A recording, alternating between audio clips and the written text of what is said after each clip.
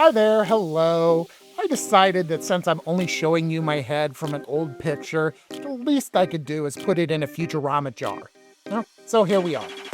Welcome to part 2 of MAYONAKA. That is the massive anime catch-up video. Check out part 1 by following the card that's up in the corner, or use the link in the description and the pinned comment. All of the anime I mentioned today will be linked in the description. Where I say you can find the show is based on being in the United States, where I live. So if you're elsewhere and without a VPN, you may need to use Google to find where you can watch the shows. As a quick heads up, while I don't show any graphic violence or nudity, you should probably not watch this video if you're under 16. So let's get right into it as we have a lot of great anime to talk about.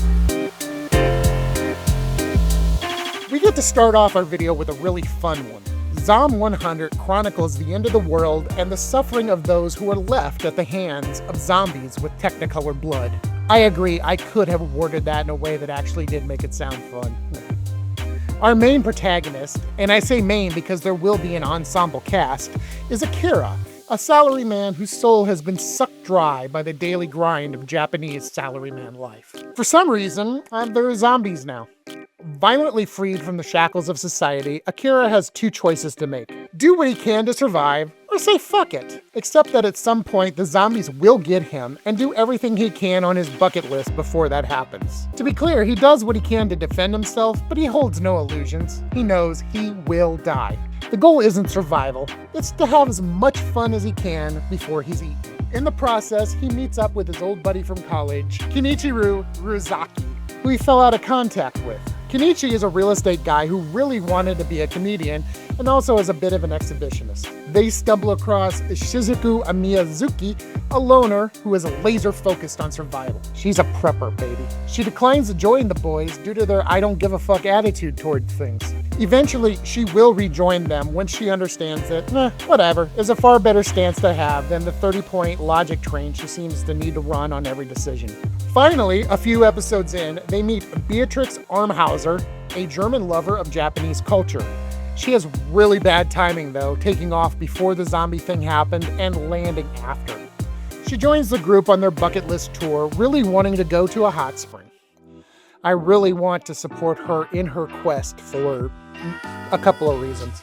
The show is a great take on your typical zombie apocalypse show because of the premise that the group is not trying to survive, but to live their best life before the inevitable happens. They end up facing challenges along the way, even running into Akira's old boss and being pressured to be a teammate once again. The characters are all great, though Shizuka takes an episode or two to grow on you.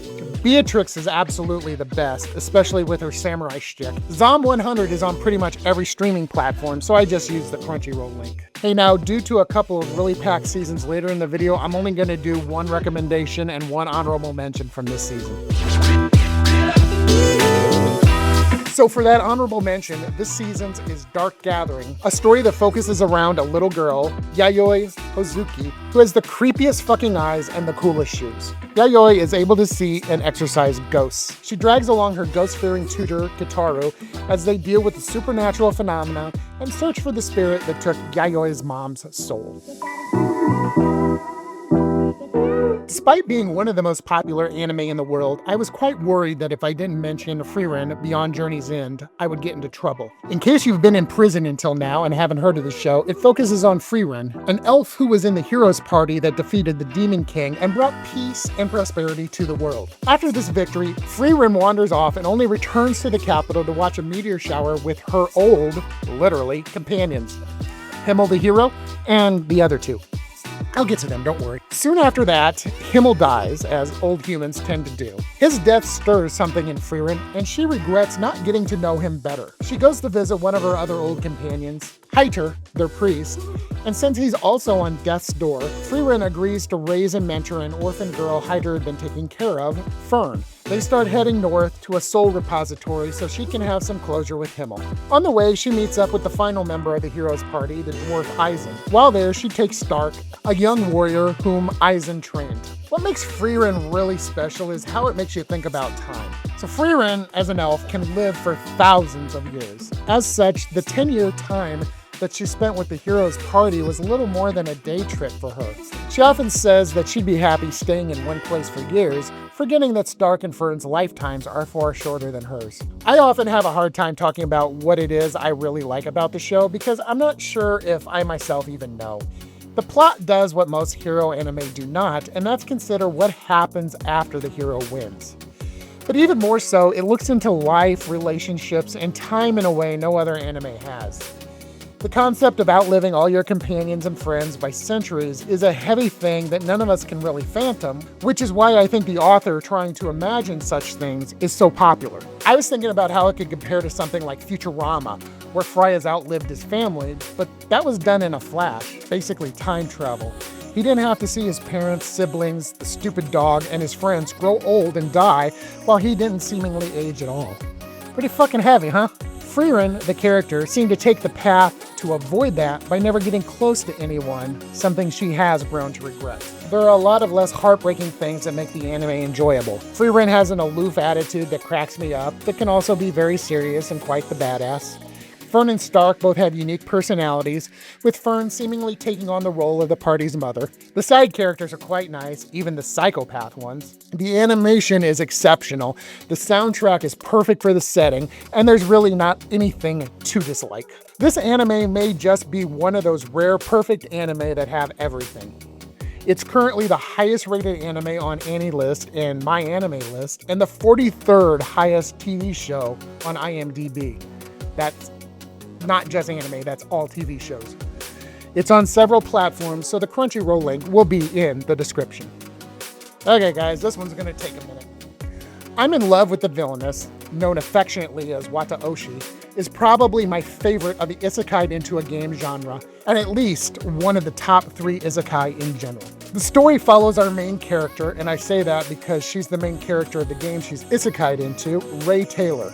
Rei, the office lady formerly known as Rei Osashi, with a different spelling, loved to play her favorite otome game, Revolution, as a way to wind down from her overbearing job. She doesn't play the game right, however, and hates all the boy characters, and is in love with the villainous character. There it is! Rei succumbs to offer worker syndrome and dies, and because the gods in anime are benevolent, they put her in the body of Rei Taylor in the game. This makes Rei as happy as can be because now she can dote on her Oshi, the villainous in the flesh, Claire Francois. Rei flirts and tries to get as close to Claire as possible, and over time, maybe out of frustration, Claire's attempts to rebuff her get less and less and less. Rei ends up working at Claire's mansion thanks to her inside knowledge of the game world and what seems to be her ability to blackmail Claire's dad, the Minister of Finance. One of Rei's main goals is to save Claire. You see, in Revolution, there was a revolution, and Claire was executed along with the other nobles. So while Rei continues to try to get close to Claire for not so wholesome reasons, she also has some very wholesome and noble reasons as well. There are several reasons I love this show, and I am outraged beyond belief that trash like Rent-A-Girlfriend and Nagatoro get more than one season and this show did not. First, Rei is so goddamn adorable. Her pursuit of Claire is aggressive enough to make Claire blush, but not so aggressive that you dislike Rei for harassing Claire. Rei's Japanese voice actress, Yu Serizawa, has the perfect voice for this cute little lesbian gremlin.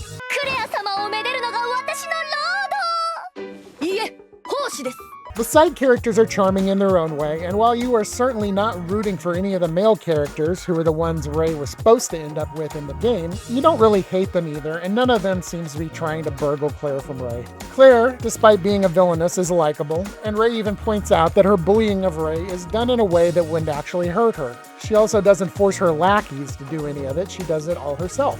Once we get a few episodes in and Claire has basically accepted that Rei is the way she is, we get to see her lighten up. And we'd really get to see her shine if only there were a second goddamn season which would finish the main story. One of the things I appreciate about the series is that some of these Yuri stories never bluntly state what they imply. Watashi does not beat around that bush. Shit, I promised myself there'd be no lesbian puns. Sorry. ねえ、レイ。あなたっていわゆる同性愛者なわけ？多分だけど、私はそうなんだろうね。Anyway, you have 3 seconds to skip ahead to avoid a light novel spoiler. Rei was also a lesbian in her pre-isekai life, and the novel talks about the pain and difficulty of being an LGBTQ teen in a country like Japan, and tells a story that I think the author had to have went through, or at least had a similar experience with. Being a cisgendered, heterosexual male, reading stories like this really helps me understand something that I can in no way understand, and I think that makes me a better person for it. You broaden your horizons, you become a better person, that's just fact. The only reason this show wasn't declared my bestest show is that the bestest show I did declare to be my bestest show happened to be in this time frame, and this show has no goddamn second season and the other one does. This show is cute, it's funny, it's got an awesome ending song that someone has graciously spliced together so we can all enjoy.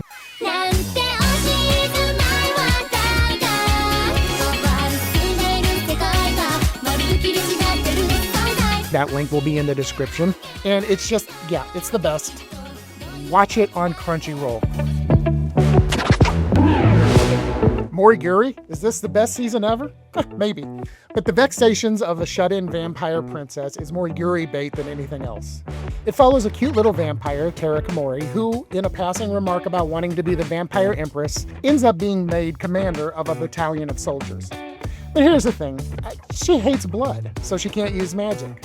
So she has to put on this weird chuniac to keep her troops in line. There's obviously more to the story than that, but just know it's hilarious, has a busty maid who can't seem to keep her clothes on, and a whole bunch of goofy characters.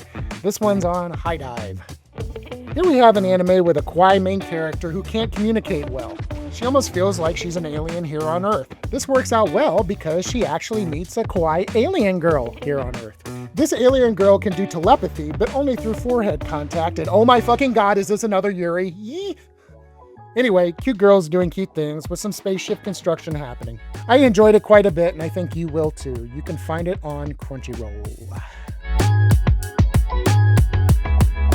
So this season, I really wanted to make one of my suggestions gushing over magical girls. However, I don't have enough YouTube safe video to show you, and I don't have a Patreon to go all uncensored on you. So I will just say, if you like really, really silly magical girl stuff, some strong Yuri action that may or may not involve tentacles, and literally all the fan service, you will enjoy this one. It is on High Dive, and it is linked below.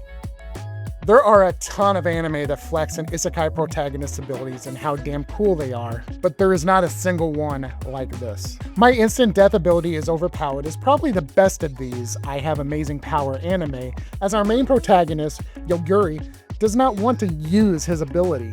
If you somehow missed the title of this series, that ability is to kill anything instantly. Taking a side trip into my own personal observations, it is crystal clear just watching this anime, but also going forward and reading the light novels, which I suggest you do, that Yoguri hates his ability. You actually will feel bad for him. He just wants to be a normal kid. But that won't happen as he is forced to defend the girl that will clearly be his wife, Tomochika, after the school trip they were headed towards was hijacked by some jerk sage. Said jerk sage gave everyone she could an isekai role. Tomochika had a role thrown at her, but her fat ghost grandma prevented it, and we'll learn more about her shortly, leading the sage to assume that she was worthless and left her and a few others she didn't like but didn't bother to kill behind. We then turn to Yoguri, who is a sleepy little guy and has slept through the entire isekai bus incident, like the sage obliterating the bus driver. Tomochika finally wakes Yoguri just in time for them to deal with a dragon. Yoguri decides to defend Tomochika from the dragon for one of the most noble and anime-related reasons ever.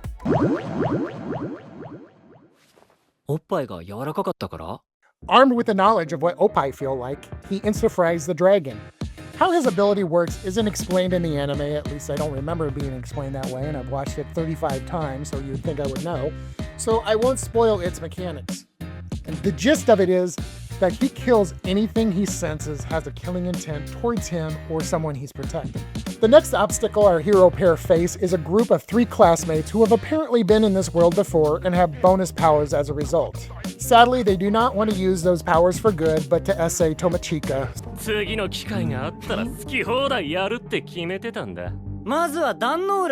So Yogiri kills 2 of them and sends the 3rd off, presumably to die in the forest, but I have a good idea we'll see him again. Mainly because, as I said before, I've watched the anime a dozen times, and I know how it ends. They then head to the city where the sage training is taking place, and from this point, the story focuses on Yogiri and Tomochika trying to find a way to get home.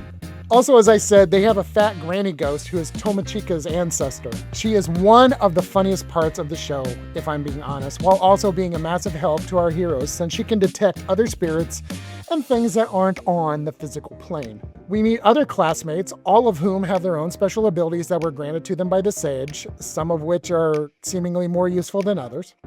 We also meet the most helpful hotel concierge in the entire universe. Speaking of the universe, your guess is as good as mine when it comes to what kind of time period this isekai world is in.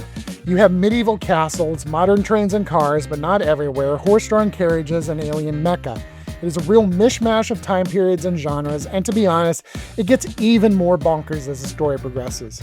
Now, the story can wander off into side quests, but they all do focus back on the main quest, getting Tomochika and Yogiri home. It can be quite the sight to watch Yogiri kill people and creatures left and right with seemingly no remorse, but to be fair, he does not kill anyone or anything that does not have the intention of killing him or Tomochika. As a side note, it is very amusing that Tomochika seems to accept all the death around her better than Yogiri does. There are flashbacks intertwined within the main story showing Yogiri's childhood and his interactions with his teacher turned mother, who helped him understand when he should use his powers. It's also cute to watch his and Tomochika's relationship deepen. Tomochika also gets cuter outfits as the story progresses. This anime really could use another season as the light novels get into greater detail of the world they were isekai'd to. I encourage you to read them as well once you've watched the show. This show is on High Dive. At this point, you're expecting the next recommendation to be Delicious in Dungeon. That's why my recommendation is actually Hokkaido Gals Are Super Adorable. I will zip through this one pretty quickly as we have some real bangers coming up that I will need to devote all the time to. One of my favorite subgenres of anime is the gal or gairu, who, despite the stereotypes, is actually really a sweet person. Gals like Frieren in My Dress Up Darling that just ooze real gal bitch energy but are actually some of the nicest people you will ever meet. The currently airing season, spring of 2026, actually has a couple of these shows like Gals Can't Be Nice to Otaku, where you think these hoodlum chicks wouldn't have anything to do with the nerdy protagonist, but in fact they want to fuck him. The show I am recommending for this video is somewhat of an extreme version of this. Our protagonist, Tsubasa Shiki, subverts expectations by actually being a high school child who lives with his parents, or at least his dad. They move to Hokkaido in the dead of winter, which I am sure something normal humans would do, and Tsubasa ends up taking a taxi by himself. Since he's an idiot, he decides to get out of the taxi early and walk to his house, only to find out that in the winter, Hokkaido is cold. He stumbles across Minami Fuyuki, and like us, he's amazed at not only how pretty she is, but that despite it being 12 million degrees below absolute zero outside, she has bare legs, no coat, and is showing off all the cleavage. They have a cute interaction where she tells him that his destination is about 3 hours by foot because he doesn't have a fucking Google Maps or something, but the bus will take him there. So he hangs out at the bus stop. Minami finds out that Tsubasa is from Tokyo and starts fangirling over him. Tsubasa, someone who'd barely spoken to his own mother, I presume, much less a girl his age, is flustered and does funny things. Like forget to get on the fucking bus. They end up in the same unheated class and become friends. Minami is insanely flirty with Tsubasa, though honestly I don't know if she realizes that she's being as flirty as she is, especially when on Tsubasa's third day in Hokkaido, he goes to her house to watch a movie. She spills yogurt allegedly on herself and has to change into whatever the hell this outfit is, because that's something you wear around a boy you just met. At this point, it would be safe to assume that this anime is Tsubasa's afterlife as a result of him freezing to death after missing that bus, because yeah, we wouldn't have an anime without some sort of conflict. So on a school ski trip, Tsubasa meets a secondary love interest, Sayuri Akino, a girl whose primary characteristic is that she's sweaty. We also have somewhat of a side antagonist with Tsubasa's grandmother who wants him to study and be successful. Yen before hose, or something along that line. The anime is relaxing, very well animated, and all the characters are quite likable. Minami's over-the-top way she interacts with Tsubasa, at least in my opinion, does not get old, and there's a bunch of different set pieces. Honestly, this is one of those that you will either love or hate. I hope I pointed you in the right direction. You can find Hokkaido Gals on Crunchyroll. Chain Soldier, first off, has nudities with nipples and stuff, so be aware if you're not allowed to watch those things. There's a realm for most humans called Humanland, Earth, and a realm where demons and shit run around called the Mata. Sometimes humans are sucked into the Mata, which is why the demon force exists. Our MC is sucked in, but is turned into a really cool doggy by the demon force. Though after he's done being a doggy, there is sexy time required. And if I scared you with that, don't worry, he's not a doggy during sexy time. Ignoring the sex parts of the plot, there is a really good story, a ton of really great characters, and not ignoring the sex part, there are some really, really great reward scenes, which if I had a Patreon, I'd show you. You can watch it on High Dive. Honestly, the nudity scenes are not the focus, they're very short, and it is a really cool action show that just recently finished its second season. Our main character, a high school girl, Nashiko, is kicked out of her house for acting like a high school girl. Lucky for us, her dad is cool and also happens to own an old mahjong parlor and says that if she cleans it up, she and her buddies can use it as a clubhouse. She and her friends do clean it up. In the process, our main character finds a magic bird and the group plays mahjong.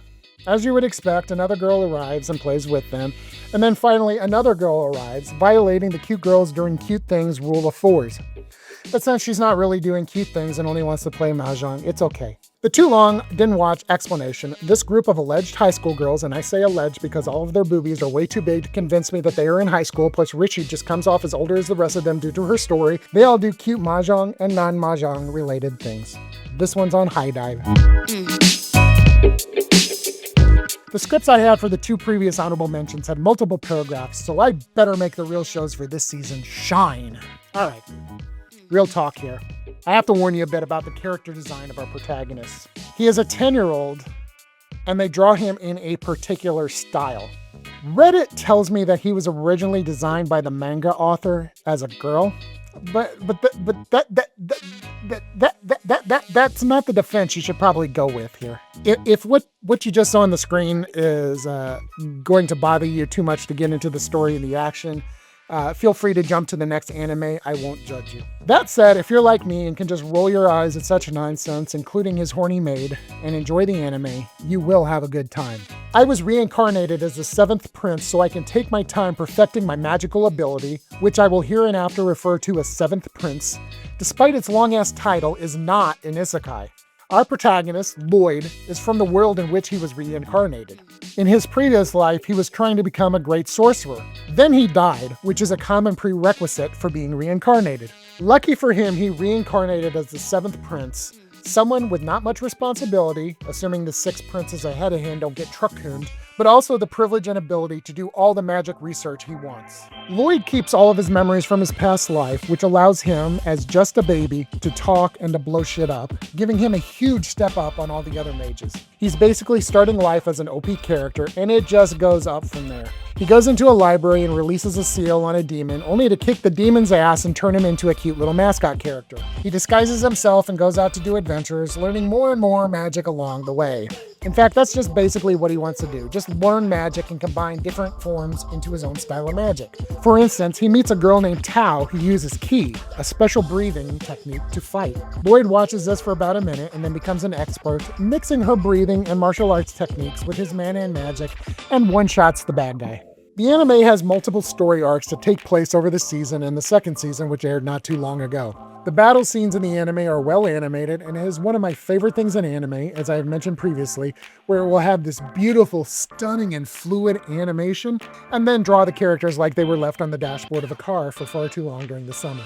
Lloyd is a fucking trip to watch. He loves learning and experimenting with magic so much, and on several occasions he goes full psychopath, complete with a top-tier villain laugh. Regardless of that, he is a nice kid who wants to help people. He makes a ton of friends throughout the show, and you get to meet some of his other family members, who are all a ton of fun. Despite the very poor character design choice for Lloyd, I mean, he's cute enough that I think they could have avoided controversy by just putting him in long pants, and the horny maid, the anime is a ton of fun.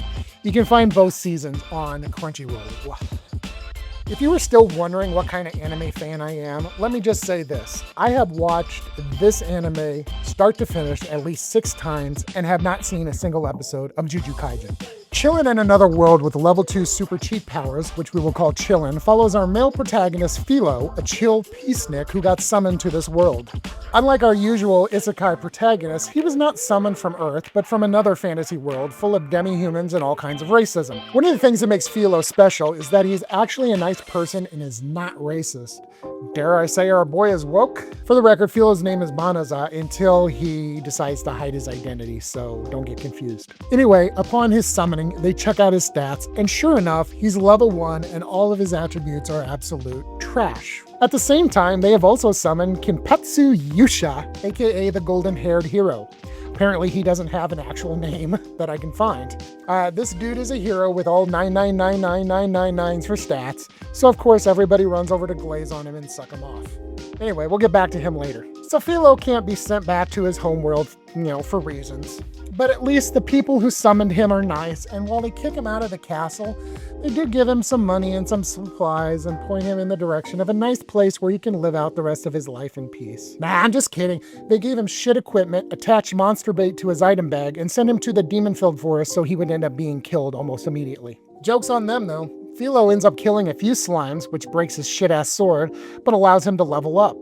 That changes all of his stats to this weird icon that he doesn't know, but we can clearly see is the infinity symbol. So yeah, he killed 3 slimes and instantly became the most powerful thing in the world. Woohoo! 4-day weekend! After leveling up, he gets the typical RGP voice to come and help him out, and one of the ways it does that is by letting him know that the forest is full of demon gas and asking him if he wants to purify it. Philo, not having a clue what any of that means, but assumes clearing out bad gas is good, so he agrees and the forest is cleaned. Okay then, yes, vent the stupid gas. Turns out, though, that doing that destroyed a chunk of the Demon Lord's army. Oh, whoops. Whoopsie. At least he leveled up quite a bit as a result. After trying out some gender bending, Philo activates a disguise and heads to town to become an adventurer. There he meets some lady nice and a cute little girl who is actually Fenris, who is the female protagonist of the story, in disguise. She is justifiably mad at Philo killing all her homies and her brother, and tries to kill him. During the battle, he refuses to enslave her like the discount Great Sage tells him he should do, and ends up offering to let her leave. Fenris surrenders and ends up unconscious and naked, as one does. Between Philo's strength and kindness, his refusal to treat her as a slave, and giving her a dress that he had for some fucking reason, Fenris ends up falling in love with her. Meanwhile, the hero is sent out with the military to attack a different set of demons. Unfortunately for the military, the hero is a piece of shit coward. He's a bit unsufferable, but in a great comic relief sort of way, if you get it. He and his gold digger attendant show up now and then, and they are entertaining most of the time. Well, that is, at least until he sends a sealed critter to go and try and kill Philo. The Lady Knights show back up and end up living with Philo and Fenris to train. The Demon Lord and his cute little spy stop by to say hi as well. The Demon Lord, or more properly, the Dark One, is one of the more entertaining characters in the show. That said, Fenris carries the show.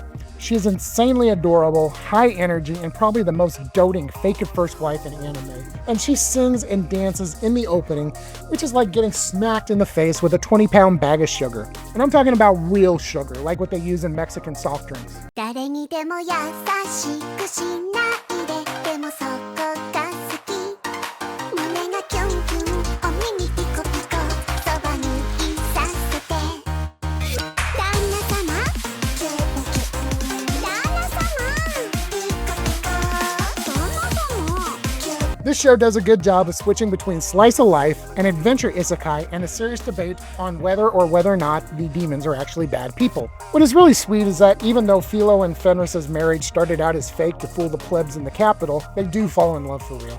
As I have said, I have watched this anime several times because of how much I enjoy it, and in particular Fenris. Her development from seeing Philo as her master to seeing him as a partner is very cute. The interactions with the Dark One are hilarious, and as mentioned, even the piece of shit hero is amusing. This is another anime where it seems insulting that it did not get a second season, but I'm starting to see that most of the anime I like are really cursed like that. Regardless, I will continue to recommend them. Chillin is on Crunchyroll. What we have a salad bowl is a reverse isekai where the princess comes into our world from their own after being chased by some bad people. Sarah de Odin ends up meeting Detective Sosuke Kabura and offers to help him with his cases in exchange for room and board. Since Sarah can use magic, he accepts, and the two become buddies. I won't say any more about their relationship since that would ruin the story, but don't worry, it's not gross. Meanwhile, Sarah's attendant, Olivia Diudis, ends up as a homeless bonehead who has a lot of gumption, but not so much in far as brains, which results in her being fired by Sosuke and falling in with a cult.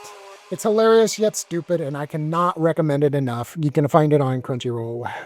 Simple story, Train to the End of the World follows Shizuru Chikura and her friends in search of another friend, Yoka. They have to take a train, and the tracks that train is on take them to all sorts of weird, different realities. As they say, it's the journey and not the ride. The MCU has nothing on what the writers of this show have come up with for abstract living. You can find this one on Crunchyroll. Hey, editor Erin here. Just wanted to apologize for the declining quality of my voice throughout this video.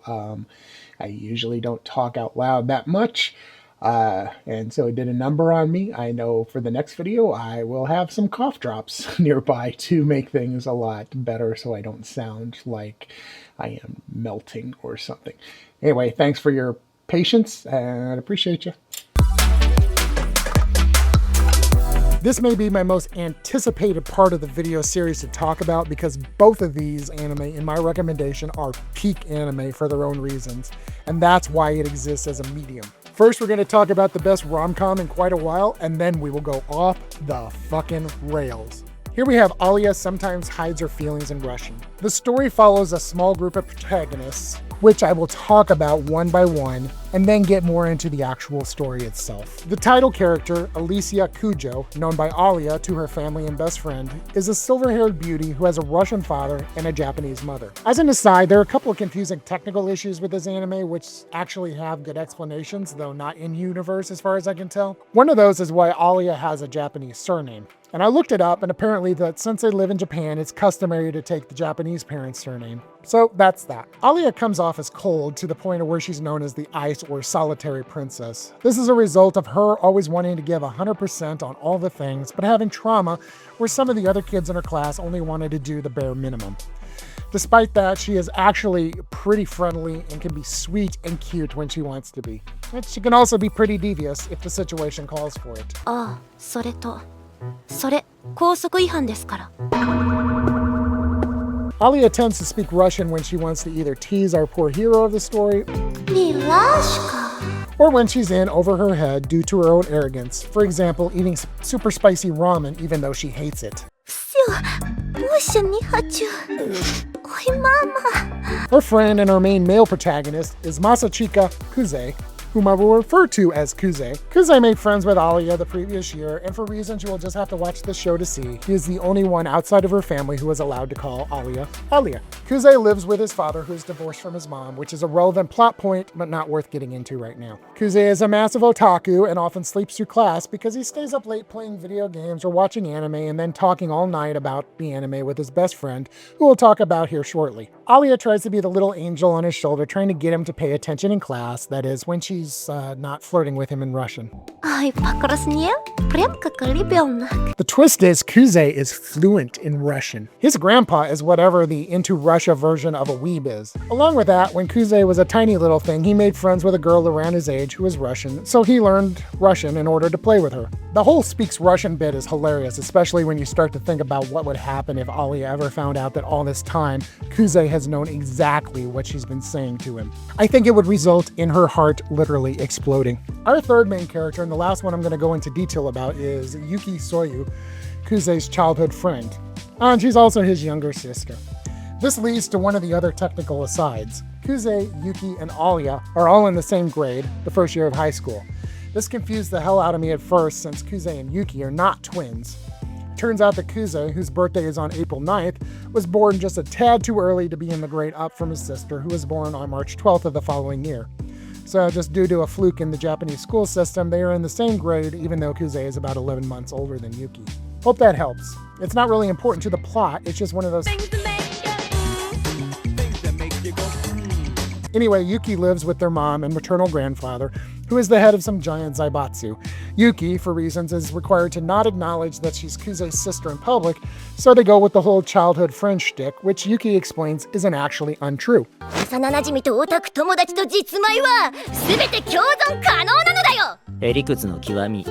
another aside, I am really happy to see an anime where the siblings aren't catty or indifferent towards each other. Kuze and Yuki are literally best friends, and it's wonderful seeing them interact with each other, especially when they are alone. And no, it's not like that. Good morning, my brother. Except for that scene.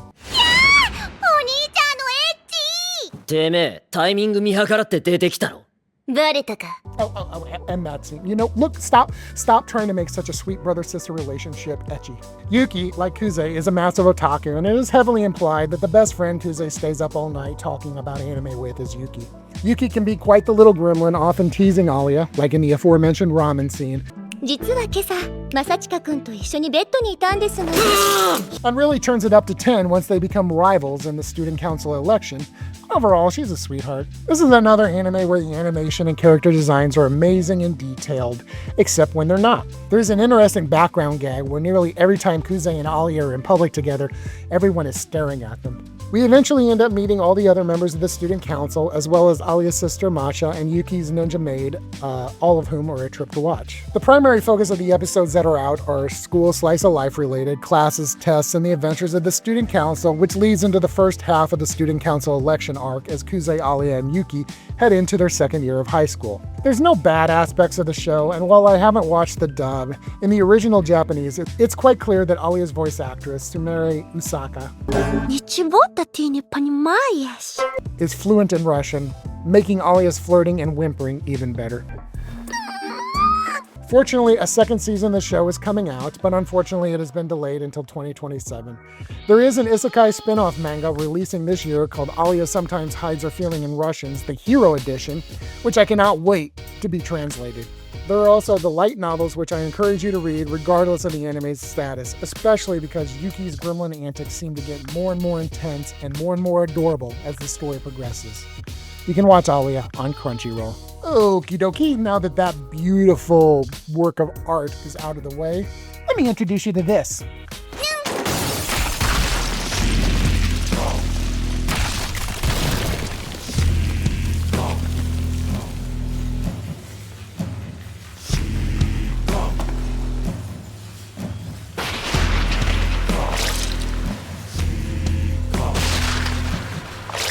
Throughout my 5 decades of existence on this planet, I have watched all kinds of anime.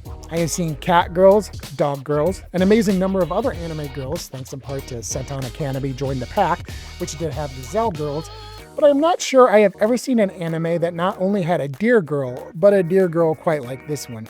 My dear friend Nokotan is a story, and bear with me here as I'm going to use words like story, plot, and friend with heavy air quotes around them, about a dear girl named Noko Shikanoko, aka Nokotan. For the record, Shikanoko literally means dear girl. Nokotan befriends a former delinquent who is reimagining herself as the best student and community member possible. The former delinquent, Tarako Koshi, aka Koshitan, finds Nokotan hanging from some power lines one day.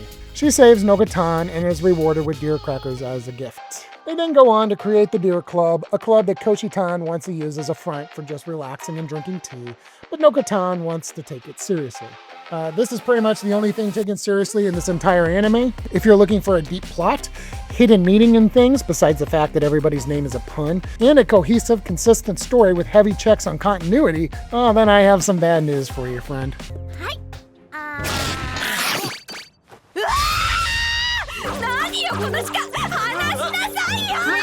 So much of this anime is a meme, but goddammit, it is hilarious. 泣きたい時は呼んでくれこしたんウォーウォーウォーウォー私は元ヤンこしたん I also ended up laughing at the start of each episode as they let us know that this show is not based on any real people or events. I also end up laughing every time they put one of those 3D deer into the mix. They are consistently in the background, but when they are interacted with, it just gets funnier and funnier. A few other characters show up, like Koshitan's yandere little sister Anko, who is furious that Koshitan doesn't come right home to be molested by Anko anymore. And she's also apparently a ninja.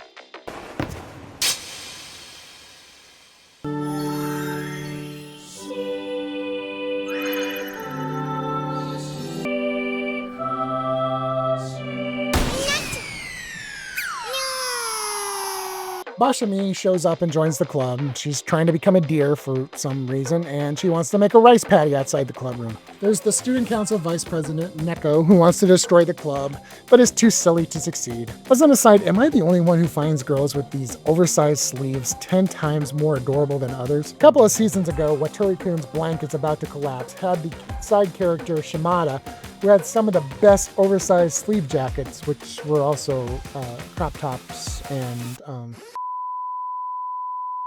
All right, I'm back from prison. That was unpleasant. All right, continuing on. Watching this show will consistently have you asking yourself, what the fuck is going on? But fortunately, you will be asking yourself that as you gasp for air thanks to all the laughing. I can't explain it very well, which is why I've been using more clips in this recommendation than I have in the others. テレビをご覧の皆様、今週ものつのつショッピングのお時間がやってまいりました。 Along with everything else, the show is super meta and references the fact that it's an anime and an anime adaptation from a manga quite often. まさか日野市にも夏が来るなんてね、お姉ちゃん。いや、日野市にだって夏は来るよ。あんこもナレーションも日野市を人知の及ばぬ人外魔境だとか思ってない？ B パートが終わる前に終わる夏に何か意味はあったのか？ There's little else I can say about this show. If you've not seen it and you have any kind of sense of humor, then you need to watch it, period. It is on Crunchyroll. And as a bit of an aside, while I generally don't watch dubs, the English cast made an English language version of the opening theme. Here's a deer, walking, so carefree, appear, antlers bouncing to and fro. But I thought she was a girl though. She's not. Since I love opening and endings that are sung by the cast, I had to mention this. I will link the full video in the description below. Top since long ago. If you have to, crack his please have. MAYONAKA Punch is an anime that attempts to answer the question, what if a bunch of Gen Alpha vampires tried to become YouTubers? Masaki, a YouTuber, gets kicked out of her group. She decides to try to make it on her own, ends up exploring an abandoned hospital, and ends up meeting Live, a vampire. Long story short, Live takes Masaki home to meet her roommates, and Masaki decides to live vicariously through them by producing their YouTube content. Mama Vampire doesn't like what they're doing though, but instead of outright forbidding it, though they did have to delete their first channel where they went a little too hard on the vampire stuff, she gives them an unrealistic subscriber goal that they must reach in order to be allowed to continue. The characters are all fun, and despite the silliness, there's at least one episode that is full of heart and really deep. Head to Crunchyroll to give this one a watch. I'm not sure if this show is a giant commercial for the Live 2D software or for the Strong Zero alcohol line. In a way, it's a blast. Office Lady Yuki Tanaka has a second life as a VTuber named Awayuki Kokorone. Awayuki is a polite, mild-mannered, ladylike VTuber who does things on YouTube that polite Japanese girls would do. One day, she finished her stream, grabbed herself a Stro Zero, and switches over to her real self, an irreverent and improper little gremlin. The only issue is she actually forgot to end her stream, so the entire internet gets to see that side of her. Good news, everyone! That side of her went viral, for a good reason. So from now on, she plays up that side to grow her fan base and her popularity within her group. She even gets a cute new avatar that she can use when she's drunk. Shuachan. This show's a lot of fun. The VTuber streaming scenes are created and use that Live 2D software as well as OBS, the streaming software. What can be confusing is that Awayuki never seems to drop character, with the anime showing her in real life, but in character, and never actually showing any real people, which can make you wonder if poor Yuki actually got drunk, fell out of her chair, and is now in a coma. Regardless, if you don't think too hard about the world they live in, you will have a blast. The show is waiting for you over on Crunchyroll. That was a lot of talking. So 2 down, 1 to go. If you like this video, I'd appreciate a like, a subscribe, and maybe doing the bell thing so you know when the next part posts. If the videos have all actually been done, they will be in the description and the pinned comment. You will find links to all the anime I recommended or even mentioned or showed in the description. You can check out other videos that are on the screen right now. Thank you, and I'll see you next time.